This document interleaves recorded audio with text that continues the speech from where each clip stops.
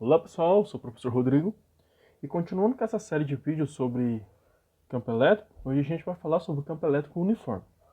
O campo elétrico uniforme é aquele campo onde você tem a mesma intensidade em todos os pontos do espaço.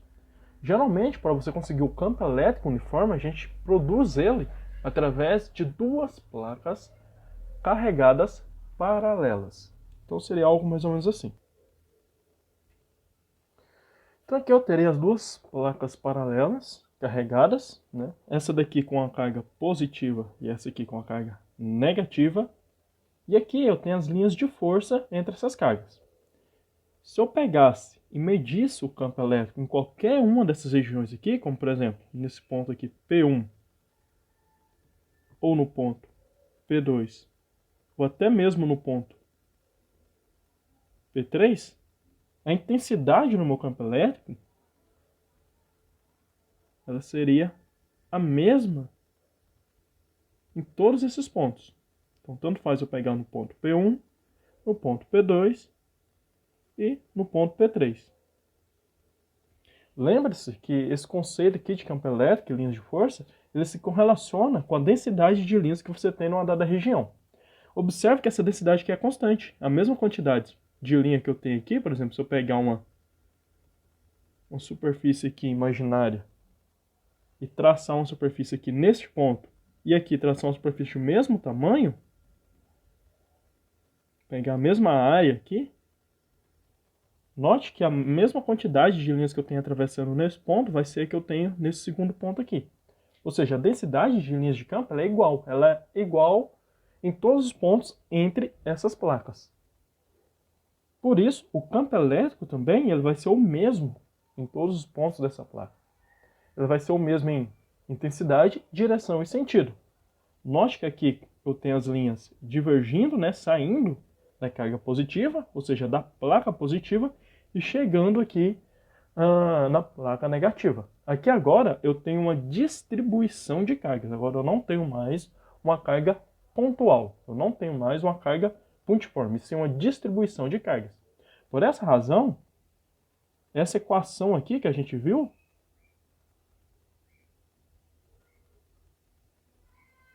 para o cálculo do campo elétrico devido a uma carga pontiforme, ela não é válida aqui.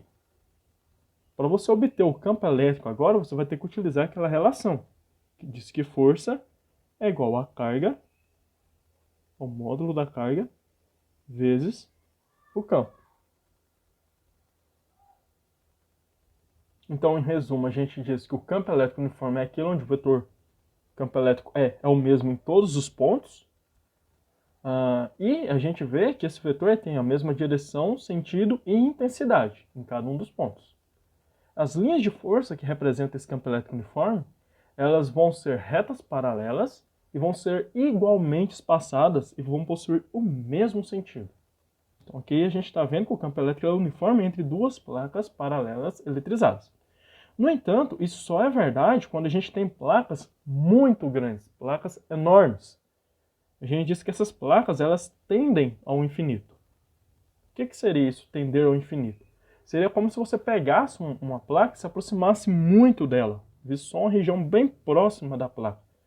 Porque quando você chega nas regiões de borda da placa, né, quando você está aproximando da borda da placa, a gente tem um efeito que é conhecido como efeito de borda. O que seria isso? O campo elétrico nessa região aqui ele começa a se distorcer. Ele distorce e fica com essa forma aqui, nas regiões próximas à borda. Então, quanto mais próximo da borda você chega, mais o campo elétrico ele vai se distorcendo. E aqui ele já deixa de ser uniforme. Porque ele já não é mais igualmente espaçado, as linhas de campo. Elas já não são mais igualmente espaçadas. E você vai ter densidades de linha diferentes devido à região. Então, por isso quando a gente está trabalhando com campo elétrico uniforme, você vai sempre considerar regiões próximas ao centro das placas. A gente vai desconsiderar essas regiões aqui, os efeitos de borda. Uma outra situação onde você pode considerar um campo elétrico uniforme entre duas placas paralelas é quando essa distância que separa as placas ela é muito pequena quando comparada ao tamanho das placas. Quando as dimensões das placas são bem maiores que a distância que as separa, você pode considerar nas regiões próximas ao centro da placa, né, longe das bordas, você pode considerar o campo como sendo um campo uniforme. O campo elétrico, nesse caso, ele será uniforme.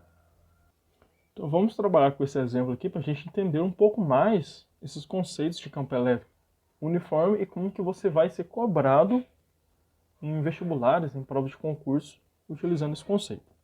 Então, nesse exemplo, ele diz o seguinte: uma carga elétrica pontiforme, que é igual a 1 microcoulomb, e de massa m igual a 10 elevado a menos 6 kg, é abandonada em repouso, no ponto A de um campo elétrico uniforme de intensidade E igual a 10 elevado a 5 newtons por coulomb, conforme na figura.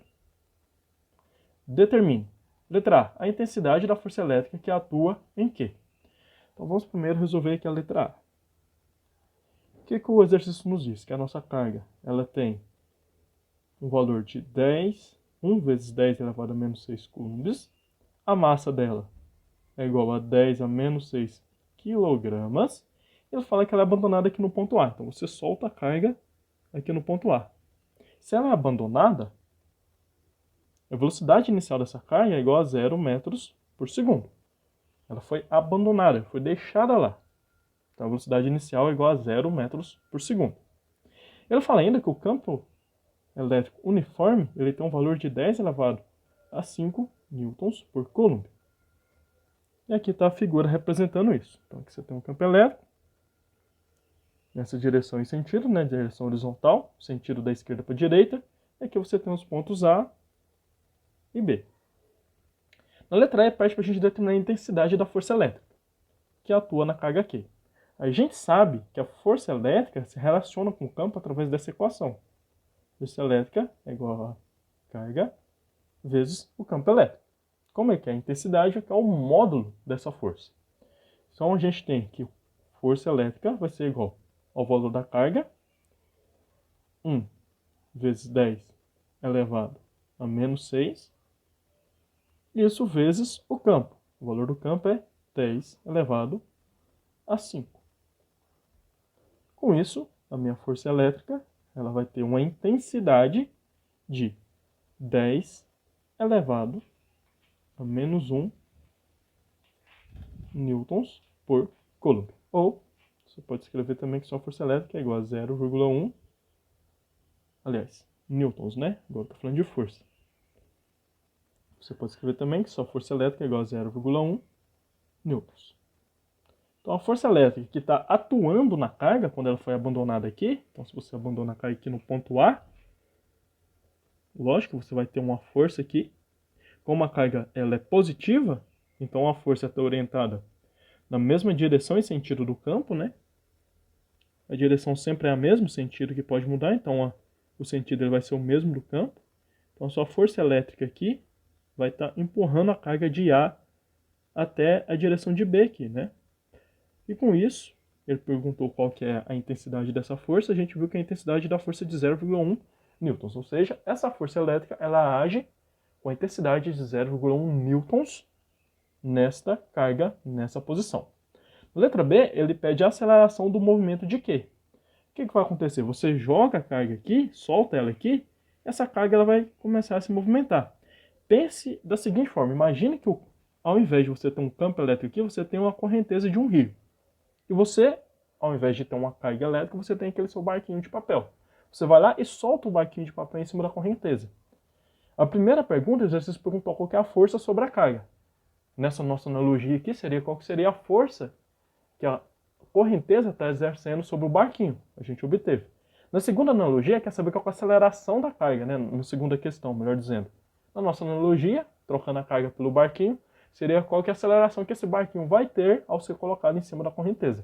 Então, se você tem dificuldade de entender esse conceito de campo elétrico, lembre-se que você pode fazer essa analogia, fica um pouco mais fácil de entender. Então vamos aqui para a letra B, ele quer saber qual que é a aceleração. A letra B quer saber qual que é a aceleração dessa carga. A gente pode fazer isso através da seguinte relação. A força que atua sobre a carga vai ser igual a massa vezes a aceleração da carga. No entanto, eu já obtive a força no primeiro exercício. A gente viu na letra A que a força é de 10 a menos 1 newtons. Então vamos substituir aqui. A massa a gente sabe, já nos deu, que é de 10 a menos 6 quilogramas. Então substituindo os valores aqui, a gente tem que 10 a menos 1 é igual a 10 a menos 6 vezes A. Com isso, o A vai ser igual a 10 a menos 1 dividido por 10 a menos 6. Divisão de potências de bases iguais, a gente conserva a base e subtrai os expoentes, então vai ficar 10 a menos 1 menos 6. Por isso eu tenho que A igual a 10 a menos 1 mais 6. Então A vai ser igual a 10 elevado a 5 metros por segundo ao quadrado. Então, essa daqui é a aceleração da partícula. Na letra C, ele pergunta com qual velocidade que a carga Q ela vai passar pelo ponto B, que está situado a uma distância de 0,2 metros de A.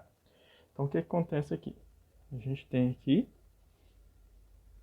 a nossa carga abandonada em A, e devido a essa força aqui, que atua sobre a carga gerada por esse campo elétrico, a carga ela vai se movimentar da posição A até a posição B. Essa posição B ela está a uma distância de 0,2 metros. No entanto, essa carga aqui ela vai ganhar uma velocidade, ela vai se mover e vai chegar aqui em B com uma velocidade V. Lembrando que a velocidade inicial dela é 0. É igual ao exemplo do seu barquinho de papel, né? Você solta o seu barquinho de papel na correnteza aqui na posição A e você quer saber com qual velocidade ele vai passar pela posição B. É a mesma coisa. A diferença é que a gente troca o barquinho por uma carga, né, pela carga elétrica, e a correnteza pelo campo elétrico. Então, como que a gente pode fazer isso? Ele fala que a distância ali, que eu vou chamar de um ΔX, ela é o quê? De 0,2 metros. E como que a gente pode obter uma distância? Como que a gente pode obter a velocidade com que essa carga vai passar ali, tendo a distância e a aceleração, mas não tendo tempo? A gente pode utilizar a Torricelli. Então a gente sabe que a velocidade final da carga ao quadrado vai ser igual à velocidade inicial dela ao quadrado, mais 2 vezes a aceleração vezes a distância, que eu estou chamando de ΔX. A velocidade inicial, como eu disse, ela é 0, porque a carga ela é abandonada. Com isso eu tenho que a velocidade final ao quadrado vai ser igual a 2 vezes A vezes ΔX. Então a velocidade final vai ser igual a raiz quadrada de 2 vezes A vezes ΔX. Agora é só substituir os valores. Substituindo aqui, a gente tem que a velocidade vai ser igual a 2 vezes a aceleração, que eu obtive no exercício anterior, que deu 10 elevado a 5, vezes a distância, que é 0,2. Depois que você fizer tudo isso, o resultado que você terá, então o resultado vai dar 2 vezes 10 elevado a 2 metros por segundo. Então essa será a velocidade com que a carga vai passar pela posição B, pelo ponto B.